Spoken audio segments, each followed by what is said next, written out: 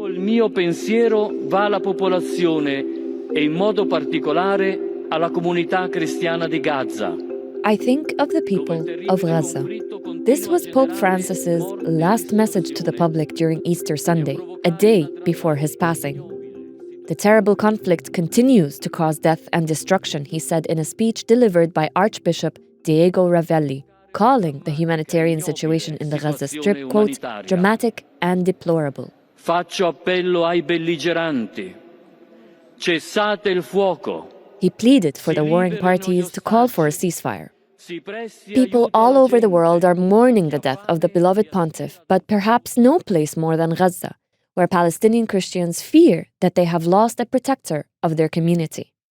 Despite his illness, Pope Francis used to call the Holy Family Catholic Parish in Gaza every night to offer support. Buonasera, Santo Padre. Buonasera, come stai? Sto bene, grazie a Dio. Mi scusa, è stato con il Santa Messa. Already a dwindling minority, Christians in Gaza have been killed, injured, and displaced in Israel's war. Between those who have died in the war and those who have been forced to flee, only about half of the 1,000 or so Christians remain. Their places of worship have been damaged, their hospitals bombed, their makeshift shelters attacked, and with a brutal war still ongoing after a year and a half, Gaza's Christian Palestinian community may be at risk of disappearing altogether. Reports of Israeli settler attacks against clergy members have been on the rise over the past year, and worshippers are facing more and more restrictions. This Easter, Israeli authorities only issued 6,000 permits, possibly fewer, for West Bank Christians to enter the Old City of Jerusalem for prayers and holy rituals. This is Beyond the Headlines, and I'm your host, Nada Al-Tahir. In this episode, we weigh the impact of Israel's war on Palestinian Christians in Gaza and the West Bank. We also take a closer look at the policies and practices by Israeli authorities that are taking a toll on the Christian community there. Earlier this month, Israel bombed the Baptist hospital, forcing critically ill and wounded patients onto the street and demolishing entire sections of the largest remaining functioning hospital in northern Gaza. The hospital is run by the Anglican Church and is the same one that Israeli authorities claimed they did not bomb on October 17, 2023, killing more than 500 people. It has since been attacked a number of times, with the latest strike also causing damage to St. Philip's Church nearby. It wouldn't be the first church in Gaza to take a hit either. In the first month of the war, Israel's army bombed the St. Porphyrius Church, killing 18 people seeking refuge there, including children. It was a bleak reminder that in Gaza nowhere is safe, not even within the walls of places of worship. Khalil S is a Palestinian political analyst and a Christian from Gaza who's currently based in the US. I asked him how the Palestinian community in the enclave has fared during this war as they marked their second Easter under bombs and amid the rubble. I'm in touch with them daily. The reality is harsh and brutal, like the rest of the residents in Gaza. You know, the Christians in Gaza have experienced the bombardments that killed over 18 of their community members when the church was bombed in October 23. They've experienced the sniper attacks on the Catholic Church that also killed 2 women. And also, they've experienced all sort of indirect killing through medical neglection. I'll give you one example. Just about 2 months ago, a young lady by the name Hiba Tarazi, she was only 19, and she passed away due to the lack of medication for diabetes. A 19 years old that has diabetes wouldn't die anywhere in the world. But in Gaza, she died. Another kid in the Catholic Church in Gaza also was killed because he fell to the ground and he had a brain injury, could have been saved, but there were no hospitals that could treat him, and he passed away as well. Khalil, what are your feelings as a Christian Gazan witnessing what is being done, not only to the place where you grew up, but also to members of your own community? We're all in pain. We're all feeling deep pain, deep sense of hopelessness that we cannot do anything to stop that. Yes, one cares about his family first, right, and his community, and in my case, it's the Christian community, but it's not limited to that, right? We're part of the Palestinian people. We're not sort of disconnected from that, and thus our life intertwined with our fellow Palestinians who are Muslims, and I've lost classmates who are Muslims. I've lost friends, neighbors, etc. And it's all intertwined for us. And I feel that all the Palestinian Christians feel the same. Christians are already a very small minority in Gaza, as we know, and churches and hospitals where they're sheltering are being targeted and bombed. Christians, like any other Gazans, have also been forcibly displaced and forced to leave the strip altogether. Is there a fear that the Christian Gazan community is at the risk of disappearing? Absolutely. Yeah, it is. This is a community that was there since 2000 years. It's been always there. And however, today we are really risking, for the first time, the disappearance of this community in Gaza. One of the biggest concerns when I talk to people of why they want to leave, it's because there are no schools for their kids, there are no universities.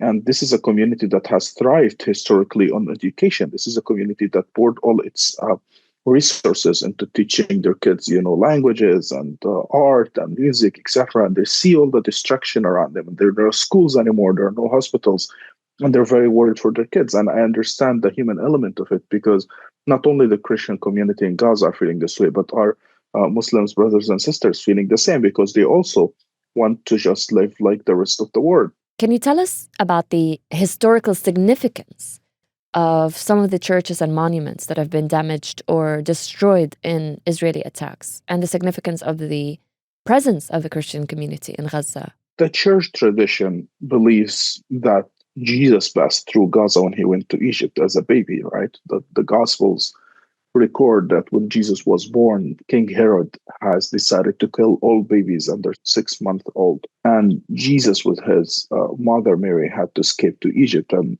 the tradition is that he passed through Gaza. The church that was, the compound of the church that was bombed, the Church of St. Porphyrius, is literally named after St. Porphyrius because he's buried there. And this is a saint that lived in the 3rd century. And this same church in the building, new building, was bombed next to it in the compound, but the old building existed there since the 3rd century. And this is significant because this is the 3rd oldest church in the world. Imagine, this is older than Constantinople. Pope Francis, before his passing, was in touch with members of the Holy Family Church, and that gave them a sense of protection, I would imagine.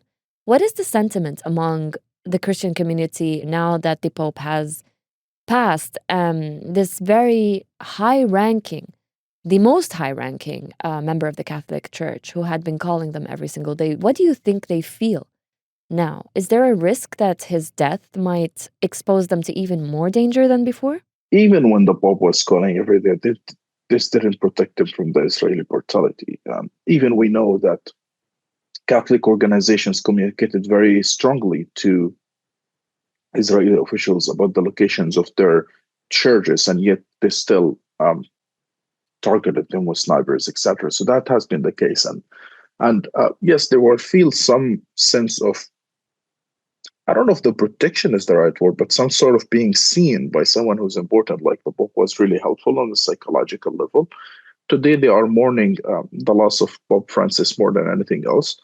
Whether they will feel that they've lost a major close figure to them or not, I think that would depends on who is the next Pope would be, because there is a chance that Cardinal Pierre Battista, who's the Cardinal of Jerusalem today, who literally visited Gaza during the war and went to the churches and saw the destruction of Gaza with his own eyes, might become the Pope. And if Cardinal Pierre Battista become the Pope, who lived in Jerusalem for a really long time and came to Gaza many times, this would be even closer to the community in Gaza, because again, this is someone who, despite the genocide in Gaza, has showed up and took care of his parish there.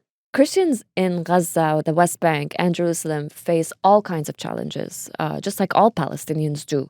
But are there any differences or similarities between the challenges that they face every day in different parts of the occupied Palestinian territories?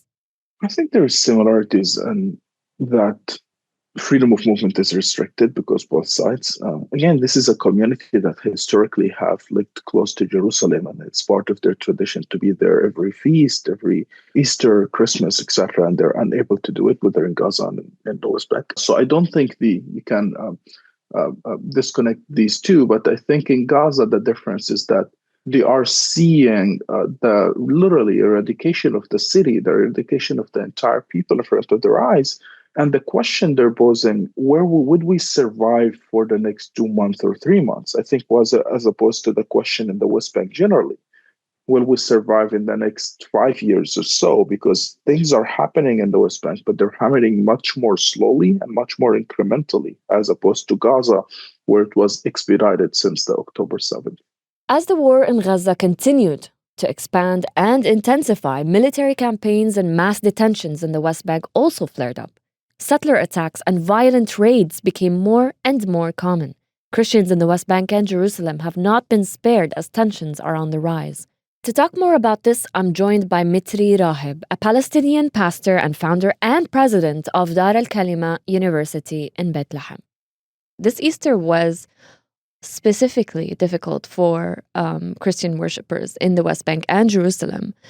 Can you describe what it was like for people trying to visit the Old City for prayers and processions and the restrictions that were imposed by Israel? The majority of Palestinians, irrespective of they are Muslims or Christians, cannot access Jerusalem without a permit, and not even on holidays. And so this year, the restrictions that Israel imposed around Jerusalem were the toughest ever. They claim that they gave 6,000 Palestinian Christians from the West Bank permits to enter Jerusalem, but actually into the Old City, maybe less than 1,500 people were allowed in, and not even Christians from inside the Old City. I have a friend actually who lives by the New Gate inside the Old City. He was not able to reach the Church of the Holy Sepulchre, though his family actually has their, a special banner that they carry every year. Even the nuntius, which is the Vatican ambassador in Jerusalem, was stopped at one of the Israeli checkpoints inside the Old City. Scouts were prevented from reaching the church, and even one of the scouts leader, Israeli soldiers, put the revolver on his head, threatening to shoot him. Even diplomats, there was a delegation of diplomats who wanted to enter and reach the church. They were really humiliated, treated badly. They were pushed here and there. So this has been the situation yet on Friday and Saturday, especially of the Holy Week, which is the holiest week for Christians. Having said that, the incitements against Christians has been in the rise for years now. Just in this year, there were 43 incitements against Christian clergy, like spitting at Christian clergy by young Jewish settlers who live in the Old City, spitting at the cross in processions, threatening Christians, and actually cursing Jesus. Unfortunately, they have become like daily experiences of Christians inside the Old City of Jerusalem. What are the procedures for obtaining a permit, and is it difficult? And also, when Israeli authorities do stop, as you mentioned, even normal worshippers and diplomats and high-ranking officials from the Christian community, what are the reasons that they give? No reason. It just, they don't want to see Palestinians in Jerusalem because this is a process of Judaizing Jerusalem. Jerusalem has been always a city of two peoples and three religions. It's a city that was known for its diversity, and Israel doesn't like the diversity. So they would like to push Christians and Muslims out of the city, and they do that in different means. So, for example, myself, I don't have permit, and I'm a pastor. I don't have a permit to enter Jerusalem. I mean, East Jerusalem is considered part of Palestine. So even East Jerusalem, I cannot enter. And as I said, only a certain number are given permits. And usually within the same family, sometimes the wife gets one, the husband doesn't, the father gets, the daughter not. It's random, but it is really to humiliate Palestinians and to keep them out of Jerusalem. The Israeli-Palestinian conflict is often framed as one between Muslims and Jews.